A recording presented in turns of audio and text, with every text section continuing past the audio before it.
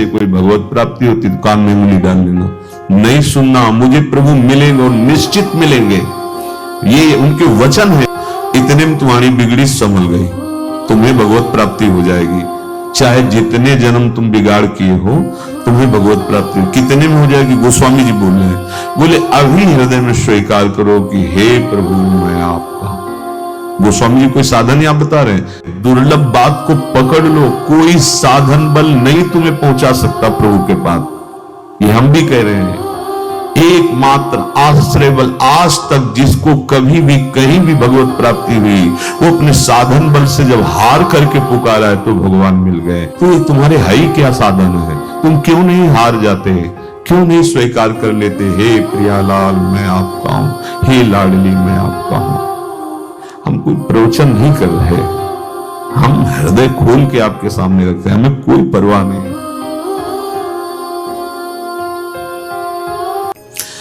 आपको प्रयास करना है प्रभु के नाम जप का, चिंतन का, अशुद्ध आचरण करना नहीं, शुद्ध आचरण का अभिमान नहीं आने देना, और हमारा सारा का सारा प्रयास प्रयत्न प्रभु के चिंतन करने का है, प्रभु के स्मरण करने का है। आप भाव करके देखो, भगवान की प्राप्ति दुर्लभ है। भगवान अपने घर के हैं भाई, माया भगवान की घरनी है, जिसे तुम अपनी घरनी बनाना चाहते हो। कभी नहीं बना पाया कोई और न बना पाओगे। मायापति सिर्फ भगवान है, दूसरा कोई नहीं। और आप सब माया को अपनी घरनी बनाना चाहते हो, नहीं स्वामी बनना चाहते हो ना माया के। कौन हो? भगवान अपने घर के हैं भाई। भगवत प्राप्ति कोई बहुत दुर्लभ बात नहीं है, दुर्लभ बात है माया के आकर्षण से बच पाना।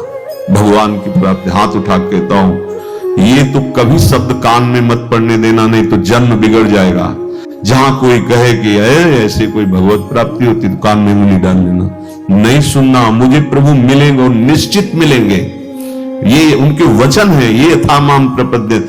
गोस्वामी जी बहुत सुलझे हुए महापुरुष हैं, तुलसीदास जी महाराज। इसमें हमें ये बताओ कि इसमें क्या शब्द कहा है। पहला शब्द है बिगड़ी जन्म अनेक की, समझ में आ गया। अब ही सुधरे आज, ये भी बस समझ, आज अभी सुधर जाएगी। क्या कह रहे हैं? हो ही राम को, बस इतने में रुक जाओ। इतने में तुम्हारी बिगड़ी संभल गई, तुम्हें भगवत प्राप्ति हो जाएगी। चाहे जितने जन्म तुम बिगाड़ किए हो, तुम्हें भगवत प्राप्ति कितने में हो जाएगी। गोस्वामी जी बोल रहे हैं, बोले अभी हृदय में स्वीकार करो कि हे प्रभु मैं आपका। गोस्वामी जी कोई साधन आप बता रहे हैं। अब जितनी श्वासें और जीवन बचा है तो नाम जप, काम तो यहां हो गया। अब नाम इसलिए जपो कि ये बात तुम्हारे हृदय में दृढ़ हो जाए, जो स्वीकार किया है दृढ़ हो जाए। और नाम जपने में जो तुम्हें बाधा पहुंचाते हैं, तज कुसुमाज, गंदी बातों का त्याग करो। ये बाद के बाद कही है। भगवत प्राप्ति की बात तो इतने से हो गई कि अब ही सुधरे आज हो ही राम को। ये बहुत चिंतन की हुई, शोधी हुई बात है।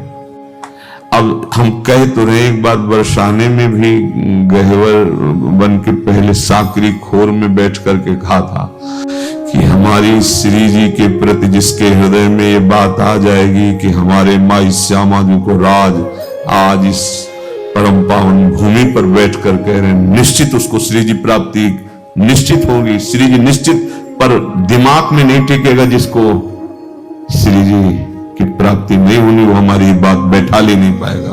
वो एकांत में कुछ लोग साथ हैं। ये हम कोई प्रवचन नहीं कर रहे, हम हृदय खोल के आपके सामने रखते हैं, हमें कोई परवाह नहीं इस बात के लिए कि दुर्लभ वार, दुर्लभ समय है, दुर्लभ बात को पकड़ लो, कोई साधन बल नहीं तुम्हें पहुंचा सकता प्रभु के पास। ये हम भी कह रहे हैं, एकमात्र आश्रय बल आज तक जिसको कभी भी कहीं भी भगवत प्राप्ति हुई, वो अपने साधन बल से जब हार करके पुकारा है तो भगवान मिल गए। तो ये तुम्हारे हाई क्या साधन है, तुम क्यों नहीं हार जाते, क्यों नहीं स्वीकार कर लेते, हे प्रियालाल मैं आपका हूं, हे लाडली मैं आपका हूं। हमको अपनी तरफ से बुरे आचरण करने नहीं है। अगर चूक हो जाती है तो भगवान की कृपा उस चूक को सुधार देती है। फिर क्या होता है, हमारा एक ही प्रयास होना चाहिए केवल भगवत चिंतन। अब वो हो जाता है अनन्य चेता। जे ही अनन्य चेता हुआ कि उसे भगवत साक्षात्कार हो जाता है। भगवान का दर्शन बिल्कुल दुर्लभ नहीं। भगवान की देखो जो ये दुर्लभता वर्णन की गई है, अब जैसे ग्वारिया बाबा या भक्त गोपाल चरवाहा या ओम प्रकाश जी या और भी बड़े बड़े, पाई भर इनको कष्ट नहीं होता, अपार सुख, वो भगवदानंद। कैसे बाह्य देहाभिमानी जीव बुद्धि की कहां पहुंचे उस सुख के लिए, ये चिंता मत करो, ये कोई दुख नहीं है। हमारी बात समझ में आ जाए तो समझ लो जैसे पता है कि अब ये नौकर भाग जाएगा, नहीं होता है और काम करा लो, जितना करा लो। कंजूस आदमी हो तो क्या सोचेगा, और काम करा लो जितना, ऐसे ये भागेगा, ये मरेगा, ये नष्ट होगा, और भजन करा लो, जितना भजन करवा लो इससे, जितनी जगत की सेवा करवा लो, जितना दूसरों का मंगल करवा लो। इसको ये नहीं कि खूब सजा धजा के खूब सोआओ खाओ पियो भोग, अरे धोखा धोखा भारी धोखा। इससे दुलार करना धोखा, इसका बहुत दुलार करना मतलब दुर्गति का पूरा पक्का इंतजाम कर लेना। अभी बात सबकी समझ में नहीं आएगी। शरीर को आराम देने की वृत्ति, सुख देने की वृत्ति, विलासिता की वृत्ति, ये साधक को साधना में, उपासना में आगे नहीं बढ़ने देती और ये अधिक दुख और चिंता प्रदान करने लगती है। तो उपासक को परम सुंदर, परम सुखदायक, नित्य सच्चिदानंद में प्रभु से प्रेम करना है। तभी हमारा यावागमन, तभी दुख चिंता शोक नाना प्रकार की विपत्तियों से हम बच पाएंगे। इसलिए बहुत सावधान रहे शरीर की विलासिता से। अब आगे की बात कह रहे, साधक बोलने में चूक ना करे। अगर बोलने में सावधानी नहीं करेगा, सावधानी नहीं रखेगा, तो जबान से जो भजन होता है उसका प्रभाव रुकने लगेगा और आपका मन भजन से हटने लगेगा। पहली सावधानी, पहला नियम लो कि हमको बहुत बोलना नहीं है। पहला संयम वाणी का लो, हमें बिना किसी विशेष कारण के बोलना नहीं है। और ये ज्यादा परेशानी इसमें नहीं पड़ेगी यदि नाम जापक हो। अब एक बार बताया था पीछे कि अब सबको अलग अलग अनुभव होते हैं ना, अलग अलग भजन का। जैसे अपने गुरुदेव भगवान ने बताया था संन्यास मार्ग में कि निरंतर मंत्राकार वृत्ति करने के लिए ये जिह्वा का अग्रभाग, तालू और दांत के सब जहां जोड़ है वहां, जैसे मतलब वो तो अंदर का विषय है ना, नीचे की तरफ होगा तो विषय चिंतन होगा पक्का। आप देखना जब विषय चिंतन हो रहा होगा तो जिह्वा का अग्रभाग नीचे के दांतों की तरफ होगा और ये मुद्रा आ जाती है और मंत्र का हल्का सा होता है। अब बोलने की हिम्मत ही नहीं पड़ेगी। कोई बात करना चाहेगा तो आप मुंह फेर के जाना, क्योंकि जब तक हटाओगे नहीं जिह्वा का अग्रभाग, तालू और ऊपर के दांत की जहां से ज्वाइंट है, ऐसे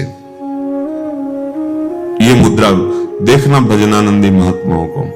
या तो उपांशु में अगर वाचिक नाम जप रहे तो ऐसे चलता मिलेगा, और जो थोड़ा अंतर की तरफ अब आपका मंत्र चल रहा है तो आपको बोलने की हिम्मत ही नहीं होगी।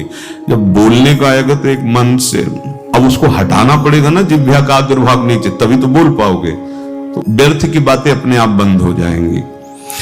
दूसरी बात, अगर बोलना है तो पहले ये देख लेना है कि हमारी इस वाणी में किसी की निंदा तो नहीं हो रही है। कभी कभी प्रशंसा करते करते निंदा हो जाती है, यार बहुत अच्छे वो साधक हैं, बहुत अच्छा, मतलब क्या उनकी दिनचर्या ऐसे ऐसे ऐसे, और भी हमने देखा है उनका बस ये और यहां तक तो ठीक था, इसके आगे जो हुआ तुम्हारे सुकृत नष्ट करने वाला हो जाएगा। वाणी पहली बात तो हमको ज्यादा बोलना नहीं है, उचित बोलना है। उसमें देखना किसी की निंदा तो नहीं हो रही। जैसे यार बहुत बढ़िया पोशाक ठाकुर जी की है, और वहां जब गए ना देखा ना, अरे अपने ठाकुर जी की पोशाक के आगे कुछ नहीं थी, मर गए तुम, क्या कर डाला? तुम्हारी तो ठाकुर थे, एक जगह प्रशंसा कर दी, एक जगह निंदा कर दी। प्रशंसा में दोष नहीं है, किसी की प्रशंसा करना और अपनी निंदा सुनना ये दोनों निर्दोष हैं, लेकिन दूसरे की निंदा करना और अपनी प्रशंसा करना ये बड़ा दोष है।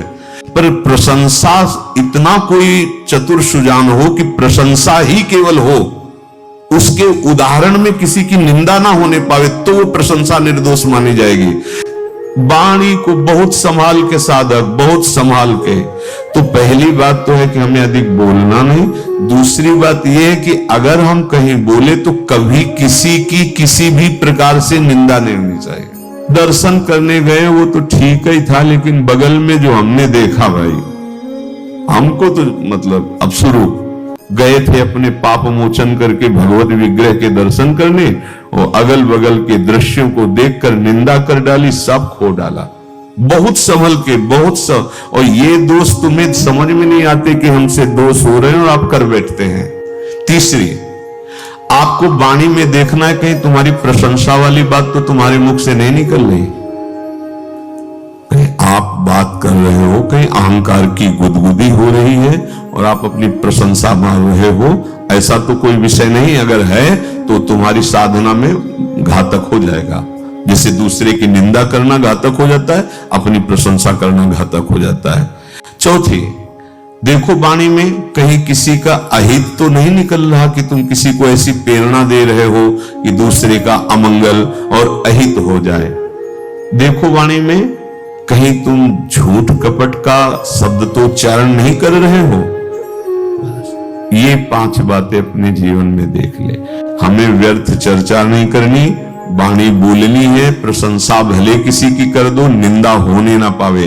अपनी प्रशंसा अपने मुख से कभी ना करें। दूसरे का किसी भी तरह से अहित करने वाली षड्यंत्र वाली वाणी ना बोले। कभी झूठ का आश्रय न ले। व्यर्थ